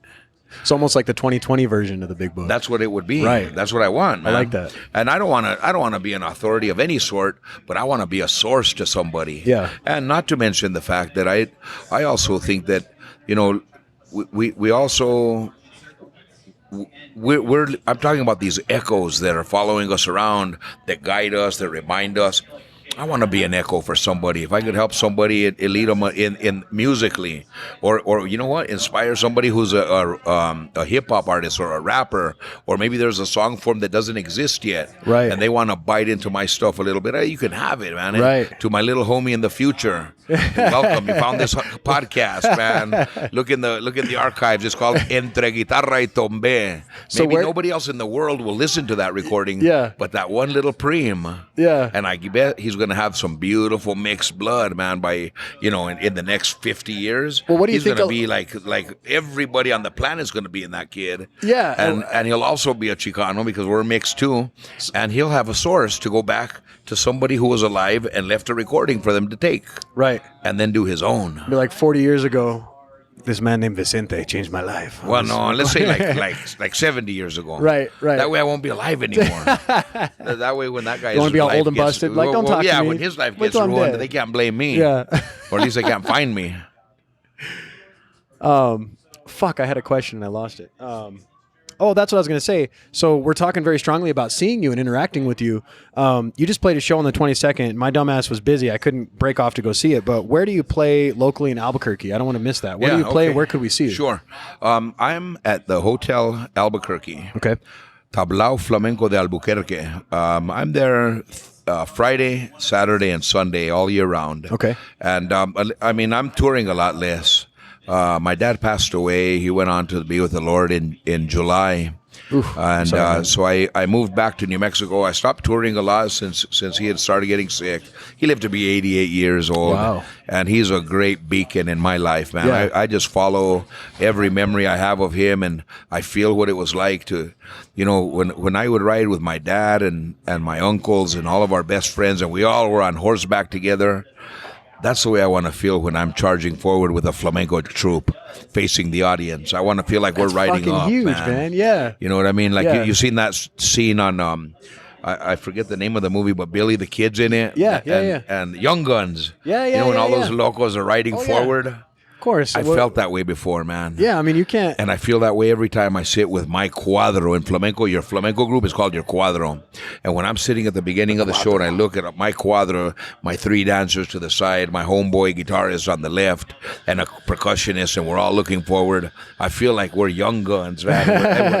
And we're riding up, That's man. awesome, dude. And we're riding up to serve it up to whoever wants some, Well, you guys are having you're kind of having a streak, because I think that somebody even recommended me. I've been friends with you on Facebook for a while. But I had somebody recommend a show to me, and I was like, I know this guy. I was like, I've been wanting to bring him on the podcast for a while. You. Yeah, dude. Thank you, man. And ReVoZo it comes from the word overflow, like brimming. When you boil your steel cut oats. Yeah. I'm just telling you because you look all ripped, bro. And just for you listeners, this dude is really ripped. I thought he was gonna jack me at the beginning of this. I just run, bro. This is what's left after I burn it all off. All right. Well, your steel cut oats boil over. It, bro. Yeah. But that happens when we're completely filled with the Spirit, man. And it happens in gospel tradition. It happens. It's called duende. You just went religious with flamenco, bro. Oh, it is, man. It's in no uncertain terms, bro. Yeah. It's the most pure thing. That's where all of that stuff that you call the impostor syndrome falls away. Yeah. What brims over the top? That's too heavy. The ego, the jealousy, the hate, the covetousness, the racism, all that stuff that the human condition has weighed us down with. Yeah. It can't exist in that foam that brims over the pot. Damn. All of that stuff that brims over the pot, it's just us, man. It's the truth. Damn. Sometimes there's not even anything in this world that can be so free as the Spirit, man. That's why people play music. I mean, why? What a weird thing. Like, I could see if I was a chef, because people got to eat to live. Yeah. But we would starve if we didn't have music. Right. And we didn't have art, and we didn't have this deeper expression, because I agree with our that. souls need to be fed. Absolutely. Man. Well, you need expression. And if you don't feed it with something, you'll feed it with something else. Right. I try to avoid negative people, man. Some people, I find out how negative they are, and they have the right. But you know what? I hide, bro. But those negative people may not have found the right fucking music or the right outlet, whatever that may be. Man, if I could, chefing, or exactly. music, whatever, Oh, yeah. in order to express whatever they actually feel or what they feel they represent. Yeah, Maybe well, I I think that they're weighed down with those things that we're talking about. And everybody's weighed down with it. It's whether you have a source or not. Yeah. And everybody has theirs. I have mine, man. That's it. And so you guys, the Cuadro plays Friday, Saturday, Sunday. Friday, Saturday, Sunday at Hotel Albuquerque, Tablao Flamenco. Okay. Yeah, man. And then we're going to be at the Hispanic Cultural Center. I forgot to tell you. Okay. So here's where I'm trying to go with this, man. Okay. ReVoZo is we're a band directed by Cesar Bavalé. Okay. He's the leader and founder of the Son Como Son Salsa band. Okay. He's also, this is not my opinion, in the opinion of the greatest musicians I've ever worked with, he's one of the greatest musicians and conductors, composers, because he can write music on sheets, and he's one of the greatest musicians. One of those legit dudes on the planet. Really? Yeah. So this is the guy that directs ReVoZo. Yeah, I don't even direct my own band. I'm a singer. I only do what he says, and I only do that because I trust that. Hey, man. That makes it easier, bro. Hey, you know what? There's guys who are supposed to be directors. I'm not there. Right. I don't care to be there. Yeah. I want to be a good singer. Right. Cesar sees the whole picture at once. So that band, ReVoZo, has got flamenco guitar, has flamenco percussion. It's got salsa players who can play any music on the earth. We are now contracting ourselves out, like the Young Guns, for flamenco dance. So now, I mean, there's like regulators. Well, you know what? Yeah, we're a posse, man. Yeah. And now Hijastros, who's the national company out of Albuquerque, I've worked with them since I learned with the Hostros. Yeah. I learned how to sing because of them. Wow. But I mean, I'm their longest standing member of all of the dancers. Wow. I'm the last one, man. Now there's new ones and better ones or whatever, but you're an OG. one. You're an OG. I'm the OG. Dude, I literally had a question that was like, are you one of the OGs in New Mexico? That's awesome. You answered that. Ask it again. So after all of the things you've done and the things that you've achieved in your life, still to this day, are you considered one of the OGs of flamenco vocals in New Mexico? I gotta say it like this. Hold on, he's putting the glasses on. Simón que sí ese. My dog. No, I mean, dude, I haven't found another authority comparatively to you, at least not publicly facing. I mean, there may be some guy that's doing it without a single person hearing it, but you know what I'm saying? Like, oh, man. You know, the fact that you're taking it and you're trying to, like, I like people like you that are going out and try, just like Moises, you know, he's trying to teach people about something that there's almost not, I would have never fucking known about any of the stuff that you're talking about or the stuff that Moises talks about. I'm gonna terrorize it. Not Genizaro, but Genízaro. Yeah. I would have never known about that stuff, and then how those things tie together, even with your addition to that, unless you guys had come out and actually said it. And then beyond that, you don't have that imposter syndrome, apparently. I mean, you may, and that's the thing that, again, that's something that you are actively daily trying to overcome and/or are, you know, it's there, but you're not treating it as a weakness. It's something you want to always keep close. Okay. That imposter syndrome is your best friend. It's like having motion sensors outside your house. I like that. When the creeps show up, it sees them before you do. Right. And when you have that syndrome, it makes you very aware of what doesn't belong there, man. Damn, that's heavy. And so, yeah, no, I'm glad for that. You're turning man. some shit in my head now. Oh, it's true though, man. And one shout out to Moise, Kyovo. Okay, thanks. Hey, man. bro, I'm coming for you. I got to get you on the show. I want to read his book first, and I haven't gotten around to buying his book. I told him, I said, I don't want to bring you on until I read the book. He is a book, man. He's the book. Oh, you yeah, just have him on your show, man. Harvard just have him on your show. Yeah, he is the book. Man. Is he? No, I'm going to bring him on. I'm coming for you, brother. I hope to have you on soon. Another man. person I think would be good for your show is Levi Romero. Okay. He's the new and only and first New Mexico Poet Laureate. Ooh. And his poem is the one on that video that you're going to have on your link here. Okay. ReVoZo. Those aren't my lyrics. Those are his. That's his poetry. And it's done in northern New Mexico dialect. Wow. What we call manito. Damn. Did you know that That's northern like New Mexico people are called manitos? And say it again. Manito. Manito. Is that like your hands? family in Santa Fe? They're from the manito culture. Okay, but it has nothing to do with manos, like hand. Yeah, okay. mano, but like it's more like hermano. Okay. Because okay. you know we would always call each other, "Hey, manito," Yeah. or we still do. Yeah. Also to address an elder, you would say Mister or Don. Okay. You would say mano, like I would be Mano Vicente. Okay. Mano Juan, mano. So it's like short for hermano. Yeah, okay. yeah. And so then people would hear us talking and say, "Oh, you know, like in northern New Mexico, people would all go and travel with everybody else to do migrant work and pick the potatoes." Yeah. And all of us would show up in a truck and they'd say, "Oh, here comes the manitos," because we all call each other. So you know, in academic circles, our people from the north of New Mexico are called Los Manitos. Los Manitos. Moises will tell you that he's a manito too. I'm gonna have to.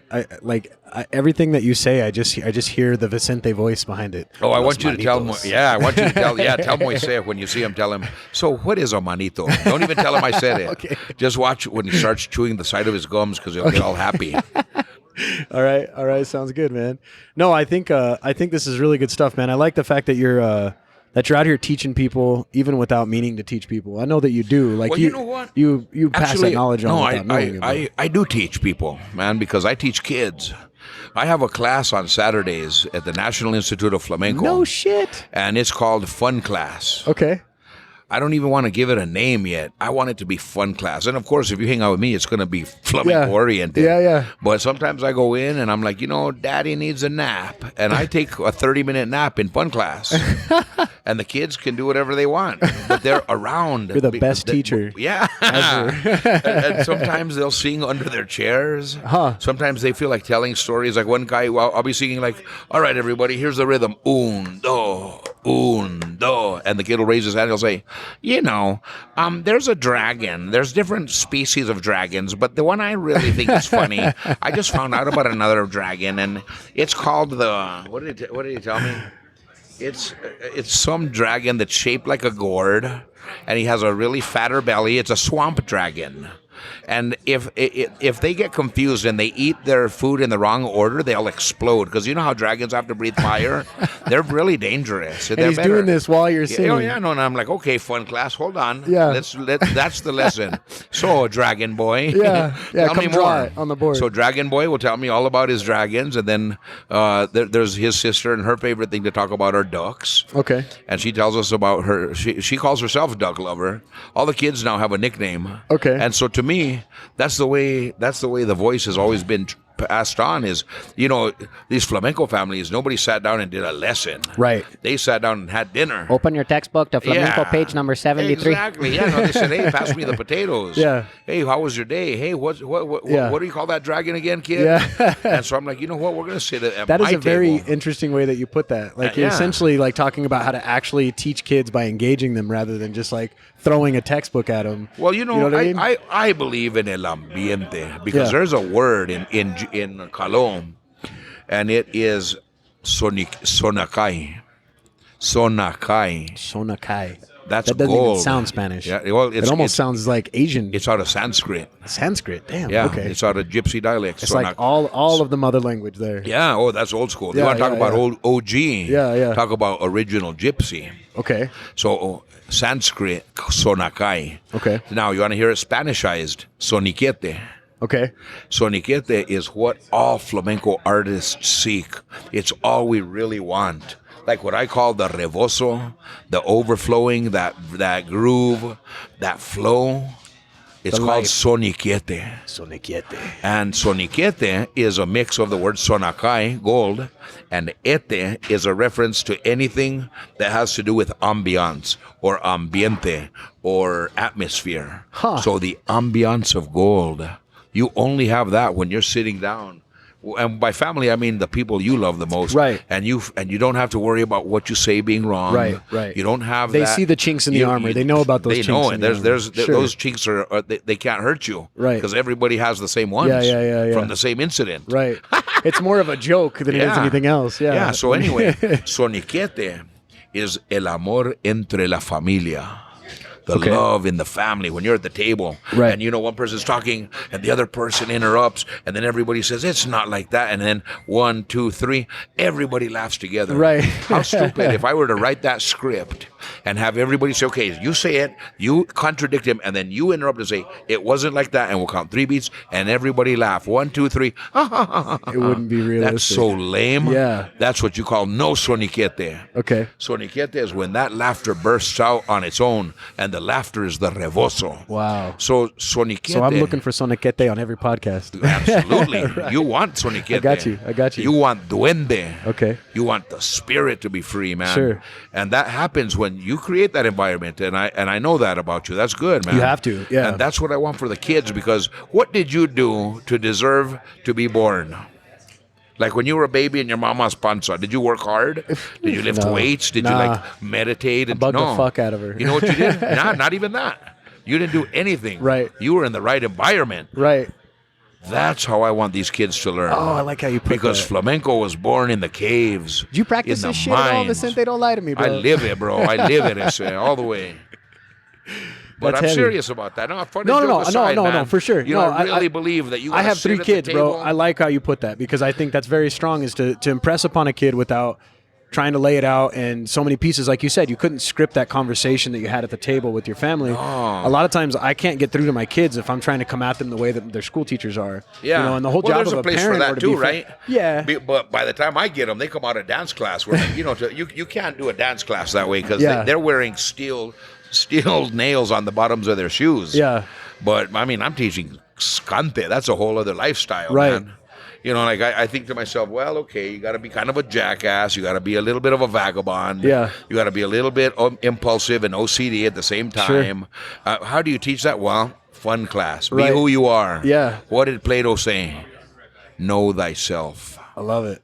And you kind of just extrapolate like your lifestyle and kind of just show them like, this is how I am, take it or leave it, right? That's exactly right. I like how you say that. And that's the cool thing about fun class, man, is like, to me, life is fun class. It's become that way, you know what I mean? I mean, if you want to know something, this whole notion of asking a question and getting an answer, man, has always been something that I don't understand, man. I didn't know, I admire that, but that's not going to get you into soniquete mode. Right.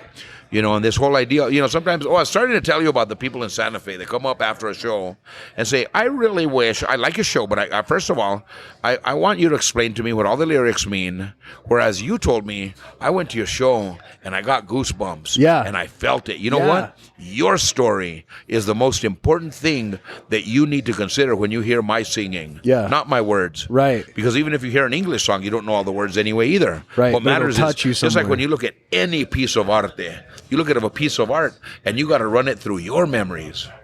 You got to look at a lowrider and you got to run it through what you remember, what you feel. It doesn't matter if that vato explains, this came from my grandpa and my dad passed it down, and then this embellishment here remind me of like some cool Baroque embellishments, and that reminds me of gypsy people. No. Yeah. You got to look at that and say, man, that's beautiful. Connect it to yourself. That reminds me of something that I thought was done really well, but maybe it's not even cars, but I feel something when I see that because I've lived my own experience. Right. Anyway, we're on another and you get subject, those chills. but, and you get those chills. That's what we're talking about. So those let's chills. not limit this work to words. Yeah. And also, don't think you have the privilege of not knowing a language and just coming up and extracting poetry from a singer just who just sang a whole show so you can understand something. Well, you're kind of that's already whitewashing passed. It again. Yeah.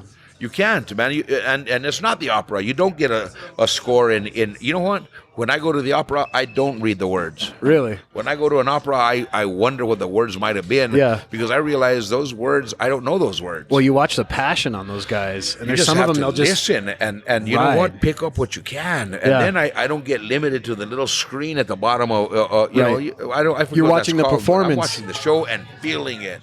I like and running how you it put through that. my own experiences. I mean, the guy's facing a woman and he's going, yeah. Well, you need to read that means I love you. Yeah. No, man. Or he's pissed off because she cheated on him or whatever the story you can see is. that one too. Yeah, that sounds more like this. They hold it out and write it. Yeah. They write it. Do you do anything like that? Do you do any sort of operatic stuff? Like, I guess we haven't touched on that. Did you get any sort of professional singing? Well, you know, I did. I got a lot from the professional flamenco singers that I toured with. Yeah. And a lot of the people that I got to work with as a singer when I'm still not even worthy to work with some of the guys I work with. No, serio. There's some giants, man.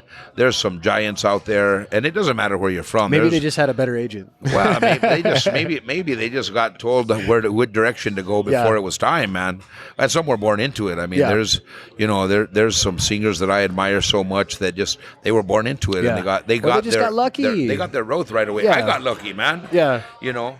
Well, you know Felix y los Gatos, right? Yeah. Yeah. Okay. So they've been on the podcast. Oh. Yeah. So I've had him and David on, and they both were like, I was blown away. Like, that's the success story, bro. To hear that they're like traveling musicians, like doing some roots kind of music, and I think Felix is even my primo, man. I think I want to say that through Felix, I probably found Moises, and then I think I found you through Moises.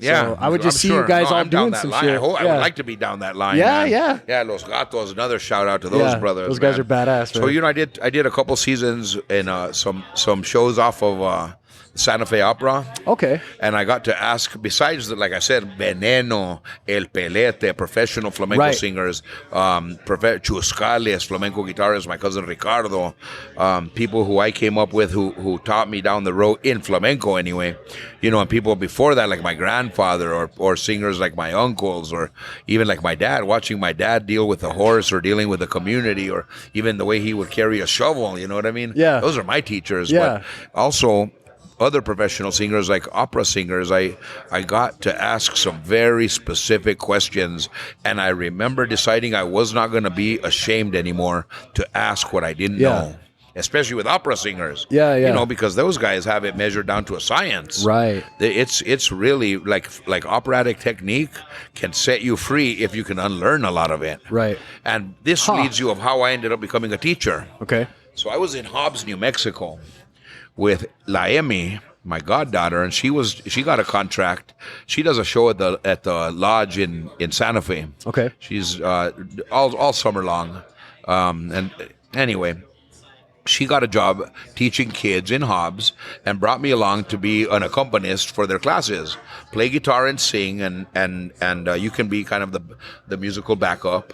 And so I got there, and she started doing their stretching and doing some of the, and of course the girls wanted to dance and the boys were dancing but sitting down, didn't want to do anything. Yeah. And I looked at her, I said, hey, let me take these guys to the side. I'm bored here, man. And so are they. And she goes, take them. These boys you are all distracting. So I took them to the side. And I taught them to sing one of their favorite grandfather's favorite corridos or rancheras. Okay. It was a Jose Alfredo Jimenez song from Mexico. Also one of the greatest writers on the planet. Yeah. So I got them to sing that. And then I fed in a flamenco beat. See, I'm doing the same thing over and over again. Yeah. And I threw the flamenco beat on it and followed the chords and then kept the rhythm. And before they knew it, I switched the lyrics to flamenco song, and they didn't know that that's what they were singing. Huh. So the principal from that school walked in and said, wait a second, what are you doing? I said, oh, we're singing. I'm sorry, is it a problem? He said, everybody's singing. All the boys are singing. I said, well, yeah, that's right. That was the purpose. Yeah. He said, do you want to come back and teach? Because the Santa Fe Opera lost their contract over here. Wow. Because they couldn't get the boys to sing. They couldn't get anybody to sing. Because they were in their lane. They didn't know how to step out of it. Well, because, you're a kid who's going, oh, right. me. And that's, but imagine you're singing your grandfather's favorite song you made that he would sing when he was drunk. Yeah. And you say, wait a second, this is cool. Yeah. Ando volando bajo, mi amor está por los suelos, y tú tan alto y tan alto. And the kids start singing on the top of their lungs, man, because they got buy-in. Because that first time I did it, their parents walked in and sang along with them, bro. Dude. So now I get, thank you to the Lord, man. I got a cool contract teaching kids in Hobbs, flamenco music and song. That's huge. 6 weeks per semester. Wow. Weird, man. I'm like living in Hobbs these days, man. And my goddaughter goes in and teaches the dance. And my homie Josh Vigil, a really good flamenco guitarist, goes in and teaches them guitars. You know that somebody bought that program? 25 guitars and said, can you guys, because, the oil rigs are there. And there was one guy who said, man, everybody's just taking from these kids, man. They're just working their parents. And no, let's get the kids something. What do you guys want? Yeah. Somebody at that school, and I can tell you his name, it was this 21st century grant, said, I want flamenco guitars, or I want guitars for the kids. Yeah. So then they got to hire teachers with this grant, right?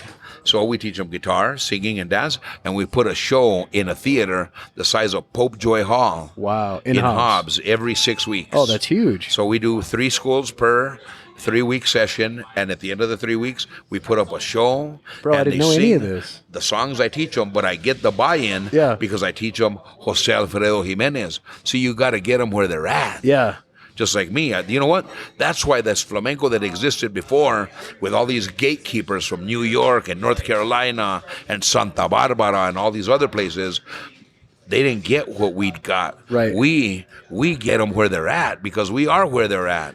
And then you guys are also part of that world, which is a big difference from those gatekeepers because they kind of got it right a little bit differently. They locked their doors when the people like me walked by their house. Yeah.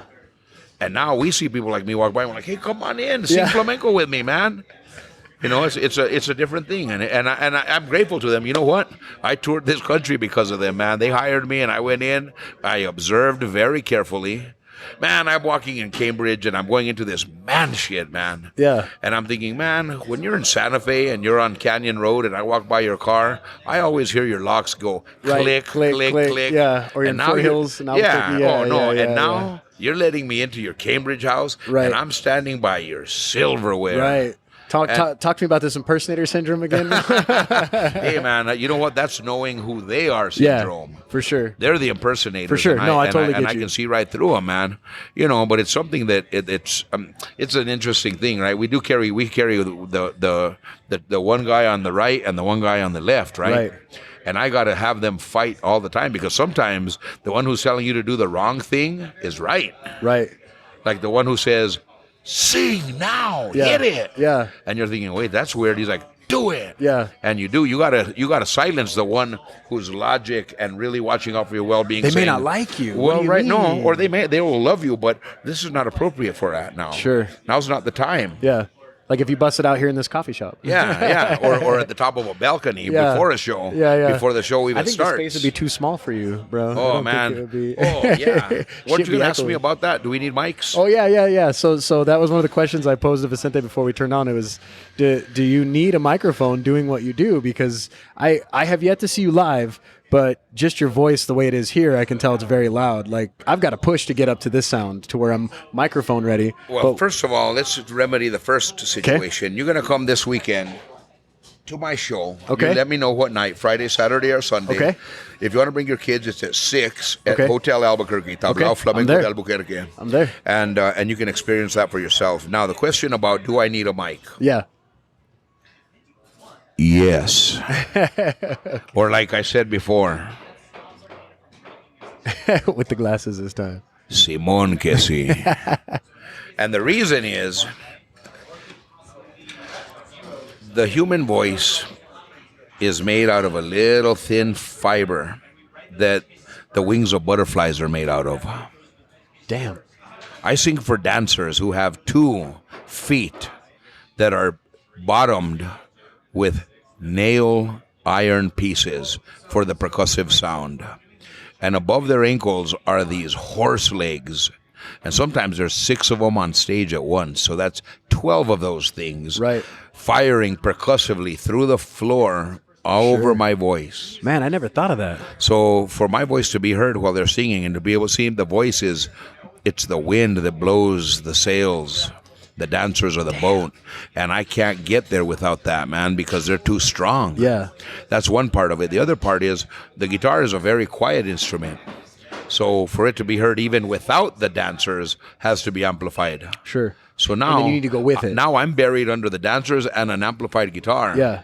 So yeah, I do absolutely Spoken like need a true vocalist, bro. Yeah. So I didn't tell you about this because it's not near the same wheelhouse at all. But I used to be in a metal band, so I learned how to scream properly without losing my voice. Yeah, good. And using the proper vocal technique because there is technique to that. Diaphragmatic engagement. Exactly. And you use your shit that'll muscles. Save your life. You use your secondary vocals and your secondary vocal and you cords. Relax them. You relax and you push. You project over the pencil in your mouth. You really project it and you push do it the correctly. pencil down. Yeah, and you can actually do it forever. I mean, you can literally scream forever and not lose your voice. That's where true. Somebody seeing it from the outside perspective, even like somebody that would want to try to take on the level of singing that you do, they would think that it would blow their voice out. Right. But if you do it correctly, you won't. And isn't that interesting that we already knew that until we started just for some reason we forgot how to breathe at a certain age. Sure. Because a baby lays on their back and their stomach rises, not their chest. Right. That's the first thing in singing. Right. The other thing is when you get mad at, or your horse is running away and you got to get it back and you go,